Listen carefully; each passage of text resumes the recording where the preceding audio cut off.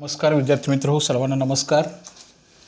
इयत्ता 9वी गणित भाग 1 प्रश्नसंग्रह 1 संच याच्या रिव्हिजन तासामध्ये प्रश्नसंग्रहमध्ये रेग्युलरच्या मुलांना रिव्हिजन व्हावी आणि नव्यानं जॉईन झालेल्या मुलांनाही थोडासा त्याचा समजावा। नव्यानं जॉईन मोठ्या प्रमाणात मुलं होत आहेत, त्या सर्वांचं मनापासून स्वागत करतो। पण बाळांनो, हा भाग सगळाच्या सगळा एकत्रितरित्या सर्व एक्झाम्पल, सर्वच्या सर्व टेक्निक्स आपण एकदा शिकलेलो आहोत आणि एकदा दोनदा तीनदा हे झालं पण पाहिजे। रिव्हिजनमध्ये तुमचा कॉन्फिडन्स आणि वाढेल। ह्या नव्यानं जॉईन होणाऱ्या मुलांना मध्येच न लेक्चर अटेंड करता बाळांनो, गणित मैत्री चॅनलला सबस्क्राईब करा, त्यासमोरचं त्या आयकॉनचं बटन दाबा आणि सलगपणे लेक्चर्स बघा, मग त्याचा आनंद तुम्हाला घेता येईल। अन्यथा तो आनंद रेग्युलरच्या मुलांना जसा मिळतो तर रोजचे मुलांचे फोन्स व्हॉट्सअपवरून कॉन्टॅक्ट, आजचं लेक्चर आलं नाही, हा असा असतो। काही वेळेला डाउनलोडचा प्रॉब्लेम येतो नेट नसल्यामुळं, काही वेळेला लाईट गेलेली असते। अशा दुहेरी संकटातून एखादा दिवस लेक्चर पाठीमागं पुढं होतं, पण सलग सातत्यानं 450 लेक्चर्स पूर्ण करण्याचा मनस आहे। 250 लेक्चर्स पाठवलेले आहेत, 200 लेक्चर्स इन प्रोसेसमध्ये आहेत। त्यामुळे गणित मैत्री चॅनलला सबस्क्राईब करा बाळांनो। तुम्हाला आता शाळेमध्ये जात असतानासुद्धा आजच्या तासामध्ये काय होईल याचं रिकॅप करून घेता येईल। बऱ्यापैकी सवयी तुम्हाला त्या शिक्षणाच्या झालेत, थोडंसं ऑनलाईन ऑफलाईनच्या माध्यमातून, आणि तुम्ही हे बघाल अशी अपेक्षा। प्रश्नसंच 1 संचमधल्या आपण सलगपणे पुढे चाललो आहे। प्रश्न 6वा पूर्ण झाला आहे। प्रश्न 7व्या प्रश्नामध्ये आपण आलोत। प्रश्न 7व्यामध्ये तुम्हा सर्वांच्यासाठी काही नवीन गोष्टी आहेत, त्या आपण प्रश्न 7वा कसा आहे बघा। पुढील प्रत्येक उदाहरणातील संचाचा छेदसंच हा वेन आकृती काढून दाखवा। मध्ये ए संचामध्ये आहे प्रश्न 7वा, क्वेश्चन नंबर 7 प्रश्नसंच मधलं पहिलं गणित, त्यातलं ए संचामध्ये आहेत बघा बरं 3, 4, 5 आणि 7 असं आहे। Number of events in A are 4, 1, 2, 3, 4। B संचामध्ये आहेत 1, 4, 8, 1, 4, 8 असे 2 संच दिलेले आहेत।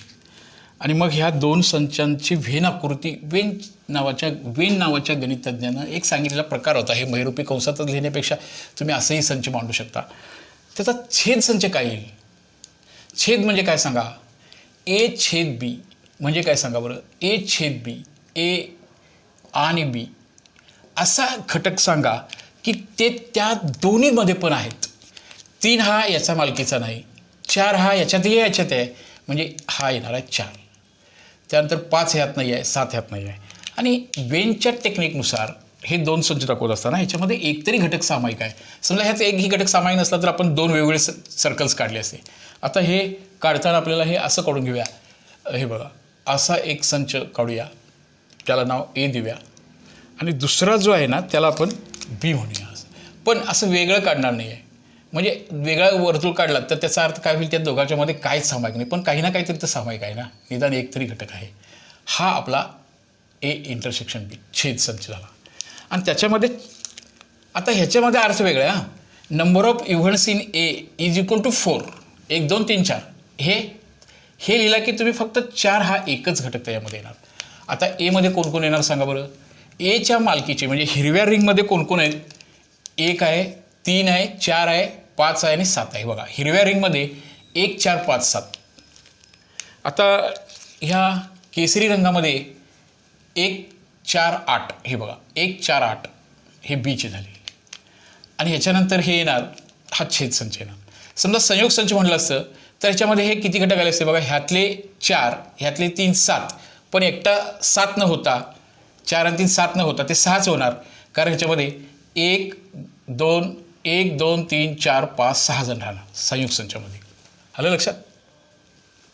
असा हा आपल्याला वेन आकृतीचा जो प्रश्न होता तो असा सोडवायचा होता। नंतर पी संचामध्ये A B C D E F आणि L M N E B असं आहे बघा। आता पी संचामध्ये कोण कोण आहेत बघा बाळांनो, इथं पी संचामध्ये कोण कोण दिसतात बघा तुम्हाला काय काय। दुसरा प्रश्न, पी संचामध्ये आहेत, पी मध्ये आहेत 5 घटक, ए आहे, बी आहे, सी आहे, ओके, ई आहे आणि एफ आहे। हे 5 घटक आहेत। क्यू संचामध्ये बघानो आहेत एल आहे, एम आहे, एल आहे, एम आहे, एन आहे आणि ई आहे आणि बी पण आहे, असं होतं. आता ह्याची वेन आकृती काढताना काय करणार सांगा तुम्ही. आता ह्याची वेन आकृती काढत असताना पुन्हा सामायिक कोण दिसते बघा बरं दोन्हीकडे. हे बघा, हा बी, इथं पण बी आहे बघा, इथं ई आहे बघा, आहे ना. हा बघा, हा ई आहे, इथं हा ई आहे. मग याचे पण सामायिक संच काढताना कसं काढूया सांगा. आता हा याचं पण छेद संच काढताना असं वेनच्या साह्यानं आकृती काढत असताना ही एक रिंग काढायला पाहिजे, सर्कल काढूया आणि सेकंड एक सर्कल काढूया. पहिला हा विषय मिटवून टाकूया. सामायिक कोण आहेत बघा, ई आणि बी हे. आता ह्याच्यामध्ये ह्या केसरी रंगामध्ये 5 घटक आहेत, त्यातले 2 केसरीत आलेच की अगोदर. राहिले कोण बघा बरं, A F C, A C F. आता क्यूमध्ये 5 आहेत ना, त्यातले हे 2 गेलेच. हा झाला पी, हा झाला क्यू. ओके, ही व्हेन आकृती. ह्याला म्हणतात छेदसंच. हा दोघांचा छेदसंच. हा असा फिगर काढून वगैरे हा असं आपल्याला दाखवता येईल असं. हे बघा असं. हा कोणाकोणाचा सांगा बरं, पी छेद क्यू. ही संकल्पना तुम्हाला, छेद ही संकल्पना क्लिअर व्हावा म्हणून हा भाग आपल्याला, हा प्रश्न त्यांनी त्या अभ्यासक्रमामध्ये ठेवलेला आहे. आलं लक्षात. छेदसंच असं काढायचं. संयोग संच म्हणजे दोन्ही मिळून आला असतं.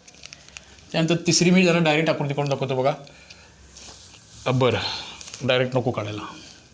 ओके, अलग लक्षात बघा. परत एकदा बघा, तुम्हाला हार्टली रिक्वेस्ट करतो मी की पहिल्यापासूनचे लेक्चर्स अटेंड करा, म्हणजे तुम्हाला खऱ्या अर्थानं ह्याची गणिताची गंमत घेता येईल. एक तर ऑनलाईन शिक्षण एवढं सोपं असणार नाही, त्यात गणित विषय, त्यात थोडंसं चॅलेंज असतं आणि गणिताची खरी मजा ही चॅलेंज असल्याशिवाय असणार नाही ना. गणितात थोडं ना थोडं तर चॅलेंज असायला पाहिजे. हां, बऱ्याच मुलांच्या त्याही व्हॉट्सअपवरून शंका आहेत, सर गणित अवघडच आहे का, गणित एक चॅलेंज आहे का. हो आहे, असायला पाहिजे. थोडासा विचार करायला लावणारा तो विषय आहे, म्हणून आजही गणिताचं महत्त्व आजही म्हणण्यापेक्षा ते कायमस्वरूपी राहणार आहे. कुठल्याही स्पर्धा परीक्षेसाठी गणित बुद्धिमत्ता हवा का जोरात असतो, तिथंच विचार करायला वावा असतो मुलांना. विचार करणाऱ्या मुलांचीच निवड स्पर्धा परीक्षेमध्ये होत असते. 80 व 100 यांच्या दरम्यानच्या मूळ संख्या लिहायच्या आहेत एक्स संचामध्ये. 80 आणि 100 यांच्या दरम्यानच्या सर्व मूळ संख्या लिहायच्या आहेत. 80 आणि 100 यांच्या दरम्यानच्या मूळ संख्या आपल्याला शोधून लिहायच्या आहेत. बोला जर असं एक्समध्ये कोण कोण येणार. संख्या नको 80 ते 100च्या, त्या मूळ संख्या असायला पाहिजेत. मूळ संख्या म्हणजे तुम्हाला माहिती आहे, ती संख्या आणि 1 ह्याच्याशिवाय त्याला दुसऱ्या संख्येनं भाग जात नाही. 81 नवीन 81, 82 2 भाग जातो. 83 येणार बघा पहिली, 83 83, 84 12 7 84, 84 नाही, 85 नाही, 86 नाही, 87 येणार का बघा बरं. 87 येतं की नाही येणार ते पण. हां, 87, 8 आणि 7 15, 3 भाग जाणार ना. हां, 3 भाग जाणार 87. 88 22 भाग जाणार, 2 भाग जाणार. 89ला मात्र 8 आणि 9 17 होतात बघा, ते जाणार नाही. त्यानंतर 91 23 91, 92 93 एक येणार बघा. आणि लास्टची संख्या येणार 97. 9 आणि 7 16, भाग जायचा विषयच नाही. ह्या 4 मूळ संख्या 80 ते 100च्या दरम्यानच्या येतील. ओके, ही तुम्हाला थोडंसं बघावं लागेल बरं का. मूळ संख्येच्या बाबतीत परगेट होते, विसरायला होते. त्या करेक्ट संख्या पाहिजेत. ती संख्या आणि त्या संख्येशिवाय 1 ह्या दोन्ही संख्येनेच त्याला फक्त भाग जातो, बाकीच्या कुठल्याही संख्येने त्याला भाग जात नाही. 87ला 7 आणि 15 3 भाग जाणार, 3 2 6. हां, जातो की नाही बघा बरं 87ला, त्यामुळे त्यात येणार नाही. 97 ही मूळ संख्याच आहे. 98ला 2 भागतो, 99ला जातो, 100चा काही विषयच नाही. आणि वाय प्रश्न हा असा पाहिजे त्यांना, असा आहे बघा. 91 90 ते 100 मधल्या विषम संख्या लिहायच्या आहेत. 91 92 93 92 येणार काय, जरासं स्पष्ट दिसेल असं वापरतो खडू. हा 91 93 विषम संख्या लिहायला आहे. 95 97 99 ह्या विषम संख्या आहेत. आता ह्यांचा छेदसंच काढायचा आहे तुम्हाला आपल्याला, बरोबर का. बघा, हा छेदसंच काढायचा असताना परत आता आपण ह्याला एक्स आणि वाय म्हणूया. हा बघा, हा एक्स घेऊया, हा वाय घेऊया. ओके, आणि ह्याच्यामध्ये हे भरूया की आता. हे बघा, इथं एक्स घेऊया, इथं वाय घेऊया. आणि एक्समध्ये कोण कोण येणार बाळून सांगा आता. एक्स ह्याच्यामध्ये काय काय येणार सांगा. एक्समध्ये हे चौघेजण येणार आहेत. पण कॉमन घटकांना अगोदर देऊया म्हणजे डबल व्हायचा प्रश्न येणार नाही. कोण कोण आहे बघा कॉमन. 93 हे बघा, हे कॉमन आहे बघा. 93 आणि 97 हे कॉमन घटक आले, सामायिक घटक आले. त्यामुळे ह्या दोघांना मध्ये लिहायला पाहिजे, 93 आणि 97. आता उरले कोण ह्यातले. 83 एक उरलं आणि 89 एक उरलं. इकडचे कोण उरले बघा. 91, 95, 99. 91, 95, 99. आलं लक्षात. हा त्याचा छेदसंच झाला. म्हणजे छेदसंच ही संकल्पना तुम्हाला मुळापासून समजावी हा प्रश्न आहे. पहिल्यापासून हे लेक्चर तुम्ही अटेंड केलात तर पुन्हा एकदा तो भाग क्लिअर होईल. नवीच्या मुलांनी लेक्चर ऐकायचं आहे, प्रॉब्लेम सेट सॉल्व करायचे आहेत, स्वतः सॉल्व करायचे आहेत आणि मग तो भाग पूर्ण करत जायचा आहे. ओके.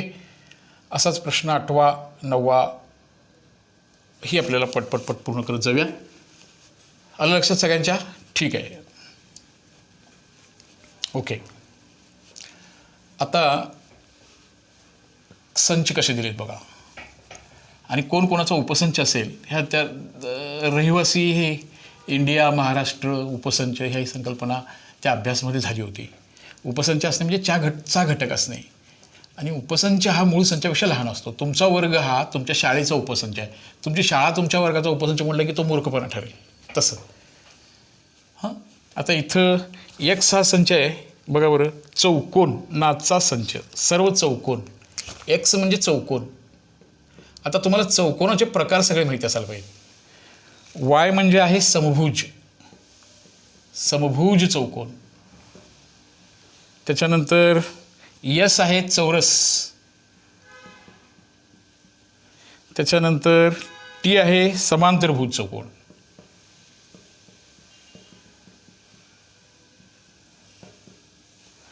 त्याच्यानंतर टी आहे समांतरभुज चौकोन आणि व्ही आहे आयत. असा हा भाग आहे. तर बघा इथं आणि मग काय विचारलं माहिती आहे काय. कोण कोणाचा उपसंच आहे ते लिहा. आता चौकोनाचा संच म्हणजे लक्षात घ्या एक्स हा जो संच आहे तो जर चौकोनाचा जो मूळ प्रकार आहे चौकोन म्हणजे आता हे जे चौकोनाचे प्रकार आहेत ना सगळेच चौकोनाचे प्रकार आहेत ना. समभुज चौकोन, चौरस, समांतरभुज आणि आयत. हा कुठला आहे सांगा. सर्व चौकोन म्हणजे एक्स, समभुज चौकोन, चौरसांचा संच, समांतरभुज चौकोनाचा संच आणि आयताचा संच. पहिली गोष्ट लक्षात घ्या इथं हे सगळेच्या सगळे ह्यातला विश्वसंच म्हणून ही डोळ्यासमोर तुमच्या कल्पना आली तर ही येणार चौकोन. आणि हे चारीच्या चारी हे ह्याचेच प्रकार आहेत. चौकोनाचा प्रकार आहे म्हणजे हे चारीच्या चारी जे चौकोन आहेत वाय कुठला वाय आणि त्याच्यानंतर वाय नंतर येणार आपला चौरस, नंतर येणार टी, नंतर येणार व्ही. हे चारीच्या चारी उपसंचाचं चिन्ह बघा. ही सांकेतिक भाषा आहे उपसंच लिहिण्याची. सांकेतिक भाषा ह्या प्रकरणामध्ये येऊन गेली. चा घटक असणे, चा उपसंच असणे. हे चारीच्या चारी लक्षात घ्या. हे याच्या विश्वसंचाचे मात्र नक्की मूळ संच आहेत म्हणजे उपसंच आहेत. हे चारीच्या चारी हे चौकोनाचे प्रकार आहेत. त्यामुळे इथं हा विश्वसंच म्हणून यांचा जो येऊ शकतो तो असा येऊ शकतो. हे चारीच्या चारी हे याचे उपसंच आहेत. अर्थ समजून घ्यायचा होता. समभुज एक चौकोनाचा प्रकार आहे, चौरस एक चौकोनाचा प्रकार आहे, समांतरभुज चौकोन चौकोनाचा प्रकार आहे, आयत हा चौकोनाचा प्रकार आहे. त्यामुळे एक्स हा चौकोन संचाचा उपसंच असणार. लक्षात आला का बघा. हा एक भाग त्यातला. सगळेच हे चौकोन आहेत. काही मुलांना चौरस म्हणल्यावर चौकोनाचे एकूण 6 प्रकार आहेत. ह्यात पतंग आणि समलंब एक नाही आहे. हा चौकोना धडा 8वीपासून आहे. अजून 6 प्रकारामध्ये चौकोनाचे एकूण 6 प्रकार त्यामधले हे अजून ह्यात सबलम चौकोना असताना समजा की पतंग असता तो सुद्धा त्याचा चौकोनाचा उपसंचाला असता. हा यांचा बिग सेट आणि हे त्याचे स्मॉलर. शिवाय आणखीन काही गोष्टी इथं अशा होत असतात बघा की इथं आणखीन एक गोष्ट शक्य होण्यासारखी आहे आपल्याला. ती कोणती आहे बघा. आता ती अशी आहे की इथं हा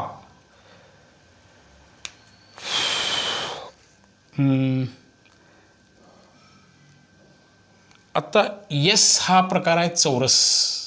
यस हा प्रकार आहे चौरस चौरसाचा उपसंच वाय हा समभुज चौकोन, हा प्रत्येक समभुज चौकोन हा चौरस असणारच की, चौरसाच्या चारी बाजू सारख्या, म्हणजे वाय हा कुणाचा उपसंच होईल सांगा बरं, चौरसाचा उपसंच होईल.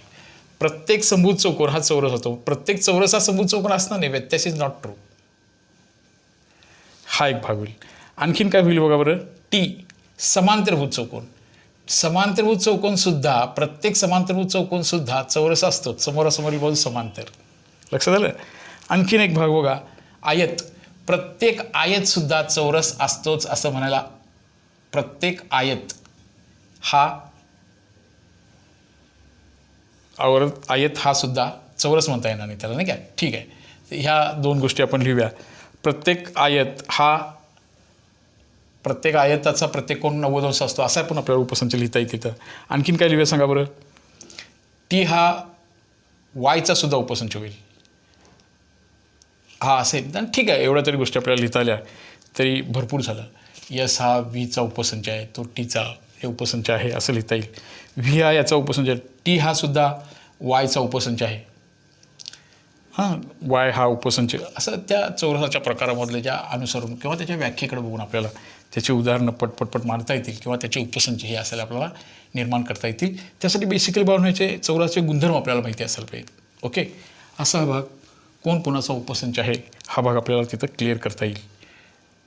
हा समभुज चौकोन, समांतरभुज चौकोन त्याच्या व्याख्येनुसार हा भाग आपल्याला क्लिअर करत लिहिता येईल. ओके, त्यासाठी ह्या चौकोनाचे प्रकार आणि त्याच्या व्याख्या जर नीट तुम्ही लक्षात घेतलात तरी हा भाग उपसंच ही संकल्पना तुम्हाला चांगल्या रीतीने क्लिअर व्हायला मदत होईल. तुम्ही तो भाग तुम्ही बघू शकता, त्यातले तुम्हीही काही प्रॉपर्टीज यूज करा आणि मग तुम्हाला हा चौरसाचा उपसंच कोण कोणाचा उपसंच असेल ही संकल्पना लिहायची आहे. किंवा एखादा संच दिला आणि तुम्हाला त्याचे उपसंच लिहा असं सांगितलं तरी तो भाग आपल्याला पूर्ण करता येईल, असा भाग आहे.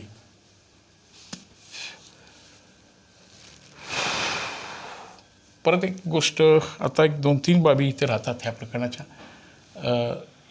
याच तासामध्ये हे घेण्यापेक्षा आपण पुन्हा हा पुढचा भाग त्यावेळी घेऊया, म्हणजे की जेणेकरून आपल्याला. तत्पूर्वी एक सांगतो बघा, यम हा एक कोणताही एक संच आहे. यम हा एक कोणताही एक संच आहे. प्रश्न 9वा त्याचा 9वा, यम हा कोणता एक संच आहे. आणि मग आपल्याला यम हा कोणताही एक संच आहे. यम हा कोणताही एक संच आहे आणि कोणताही एक संच आहे, तर तुम्ही काय करा की एम युनियन फाय ची किंमत काय येईल आणि एम इंटरसेक्शन फाय याची किंमत काय येईल, हे एक अतिशय महत्त्वाचा असा हा भाग आहे की म्हणजे हे कळायलाच पाहिजे तुम्हाला. आता याचा अर्थ काय, ही पण एक संज्ञापनामधला संज्ञेचा भाग आहे. एम हा कोणताही संच आहे. एमसाठी एक सोपं उदाहरण घेतो मी, त्याच्यामध्ये 1 आणि 2 घेऊया. आणि फाय म्हणजे हा रिक्त संच आहे. आता ह्या दोन्ही संच एकमेकात ओतूया आणि याचं उत्तर काय येईल, तर उत्तर लिहित असताना हे सगळेच घटक एका ठिकाणी लिहायचे. समजलं का. हे समजा एम क्यूमध्ये समजा इथं 3 असतं तर आपण काय केलं असतो, युनियनमध्ये एक एम युनियन म्हणजे इथं काहीतरी वेगळं अक्षर असतं तरचा भाग आहे. इथं रिक्त संच ही संज्ञा संकल्पना ठरलेली आहे, त्यामध्ये रिकामी जागा असणार नाही. आता इथं रिकामाच जागा फक्त असेल. ह्या दोघांनी मिळून काय तयार होणार, तर हाच संच तयार होणार बघा. म्हणजे त्याला तुम्ही कोणताही म्हणता तो यमच येणार, युनियनमध्ये रिक्त संच येणार. आता छेद संच म्हणजे काय सांगा. समजा तुम्हाला मी परत एक एक्झाम्पल बघूया. समजा ए हा संच आहे, त्याच्यामध्ये 1, 2 येते आणि बी ह्या संचामध्ये आपल्याला 3, 4 येतं, असं येतं. तर लक्षात घ्या, परत मी तुम्हाला समजा तुमचा ह्याचा दोघांचा संयोग संच लिहायला सांगितला तर त्याच्यामध्ये येणार आहे 1, 2, 3, 4 असं येणार आहे. लक्षात आलं का बघा. आणि मी असं घेतो इथं 1, 2, 3 असं घेऊया. 1, 2, 3 हा संयोग संच काय झाला सांगा बरं, हा 1, 2, 3, 4 झाला. आणि ह्याचा जो छेद संच आहे त्याच्यामध्ये येणार फक्त सामायिक घटक, तो येणार बघा 3. लक्षात आलं. तसं इथं तुम्ही संयोग संच लिहित असताना सगळे घटक लिहिणार आहात आणि छेद संचमध्ये फक्त कॉमन काय आहे, तर ह्या दोघांच्यामध्ये कॉमन काहीच नाही. म्हणजे रिकामा संच येणार, म्हणजे त्याचं उत्तर फाय येणार. ही संकल्पना तुमच्या क्लिअर असली पाहिजे. असा एक भाग इथं आपल्याला लर्न करायचा होता. एम हा संयोग संच, छेद संच असा त्याचा अर्थ क्लिअर झाला पाहिजे. तर हा भाग संयोग म्हणजे दोन्ही मिळून, छेद संच म्हणजे सामायिक. हे सगळे प्रश्न जेव्हा तुम्ही ॲट अ टाईम सोडवायला चालू कराल, संयोग संचावरती, छेद संचावरच्या ॲप्लिकेशन सोडवायला चालू कराल, तेव्हा हे तुम्हाला होणं शक्य आहे. तोपर्यंत नाही. तुम्ही सेल्फ लर्निंग पाहिजे, सेल्फ थिंकिंग पाहिजे. पुन्हा काही एक्झाम्पल्स आणि मग आपण महत्त्वाचे पण आहेत ते आणि काही गणितं जास्त पुढच्या तासाच्या वेळी घेऊया आणि मग हा लेसन आपला पूर्ण करूया. परत एकदा तुम्हा सर्वांना हार्टली रिक्वेस्ट करतो आहे की गणित सगळं व्यवस्थितरित्या तुमच्यापर्यंत पोहोचवण्याचा माझा तुमच्या शिक्षकांचा निश्चितपणे प्रयत्न आहे. चांगल्या रीतीनं सहकार्य करत आलात, इथून पुढेही करत राहणार आहात. पण सगळेच lectures at a time attend करून मग प्रॉब्लेम सॉल्व करायचा असतो. त्यासाठी पहिल्यापासूनची लिंक मी पुन्हा तुमच्या ग्रुपवरती पाठवत आहे. पहिल्यापासूनच्या लिंकला जॉईन व्हा. गणित मैत्रीला निश्चितपणे सबस्क्राईब करा बाळांनो. आणि मग आपण हा सगळाच्या सगळा भाग तुमच्यापर्यंत पोहोचेल. तुमच्या गणिताला शिकण्यासाठी, तुमचा गणिती कॉन्फिडन्स वाढण्यासाठी तुम्हाला त्याचा निश्चित उपयोग होईल. सबस्क्रायबर्सवरती माझं मूल्यमापन असतं, त्यामुळे किती सबस्क्रायबर आहेत, तुम्हाला कसं किती टक्के मार्क्स पडले असं महत्त्वाचं असतं. तसं गणिती प्रकल्प किंवा गणिती मैत्रीला खऱ्या अर्थानं सन्मानजनक स्थितीत पोहोचवण्याचं काम तुमच्या हातामध्ये आहे. पालकबंधू भगिनींचा विश्वास संपादन करण्यासाठी वही पेन घेऊन तुम्हाला बसावं लागेल, तुम्ही गणित सोडवावं लागेल, तरच तुम्हाला ते व्हॉट्सअप, यूट्यूब वापरता येईल. बाळांनो, गणित मैत्री चॅनलला सबस्क्राईब करा आणि गणिताचा आनंद आपण सर्वजण मिळून निश्चितपणे घेऊया. ओके बाळांनो, ठीक आहे. ओके, बाकीच्या कुठल्याही गोष्टी समोर तुमच्या न येता फक्त गणित मैत्री यावं यासाठी चॅनलला सबस्क्राईब करायचं काम पालकबंधू भगिनींनी सुद्धा मुलांना सांगायचं आहे. समोर त्यांच्या कोणतेही इतर राजकीय ह्या त्या गोष्टी समोर यायला नको. ओके.